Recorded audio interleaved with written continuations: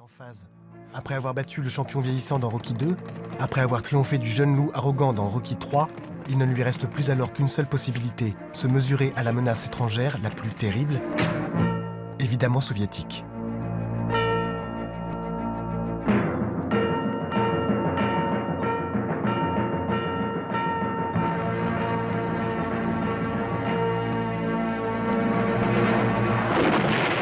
Rocky IV, get ready for the next world. This is not just an exhibition fight that doesn't mean anything. Look, it's us against them. What are you talking about? Come on. You know, first the Nazis. Il y a d'abord eu les nazis, les premiers grands méchants, et après ça, les Russes.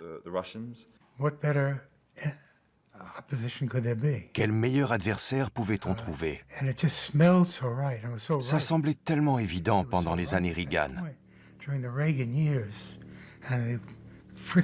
Vu les conflits en cours à l'époque, c'était le rival parfait. My name is Tarago. I'm a fighter from the Soviet Union. I fight all my life and I never lose. Soon I fight Rocky Balboa and the world will see his defeat. Soon the whole world will know my name. Selon vous, d'où venait cette image de l'adversaire soviétique? Du cinéma. Elle venait des films et des livres. Les méchants russes, on les voit tout le temps. On sait à quoi s'attendre. Les exemples ne manquent pas. Les méchants soviétiques qui avaient presque disparu dans les années 70 sont de retour sur les écrans américains. Time for dinner. No one thought it could ever happen here. À la télévision ou au cinéma, The Day After, America ou Invasion USA mettent en scène une Amérique attaquée par des soviétiques, la faucille entre les dents et la bombe atomique à portée de main.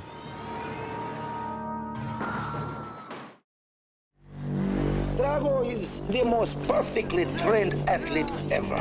L'époque est à la surenchère. Whatever he hits, he destroys. Pour faire un carton, il ne faut pas lésiner. Stallone crée l'un des méchants les plus emblématiques de l'histoire du cinéma. C'est un spectre jailli de l'inconscient de l'Amérique de Reagan. C'était ce que le pays redoutait le plus, une Russie remplie de types pareils. Jusqu'à la toute fin, Ivan Drago est un robot. C'est Terminator. La culture populaire américaine déshumanisait l'Union soviétique,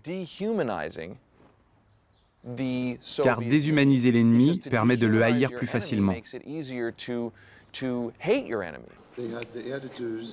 En fait, il y avait des instructions spéciales qu'il fallait couper au montage, il fallait enlever tous les sourires parce que ça risquait de ficher en l'air tout le film. Parce qu'on allait dire, il a l'air gentil, alors que dans le film, il ne doit pas être gentil. C'est le problème avec les films de Stallone. Ils sont tous comme ça. Ils ne développent pas les personnages. Ils n'ont aucune dimension humaine. Tout ce qu'ils font, c'est... Le contraste entre l'entraînement de Rocky et celui d'Ivan Drago reflète cette déshumanisation. Non seulement Drago triche avec des stéroïdes, mais il est aussi bardé de technologie.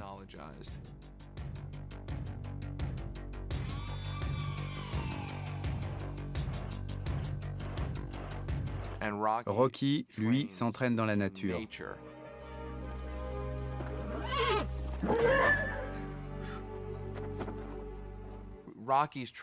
Les séquences d'entraînement de Rocky sont axées sur la rugosité et les grands espaces.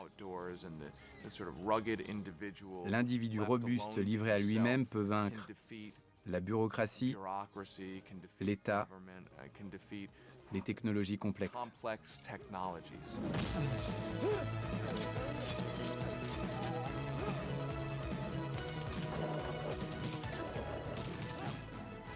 Plus besoin de dialogue finement ciselé, ni d'analyse psychologique pointue pour faire passer un message.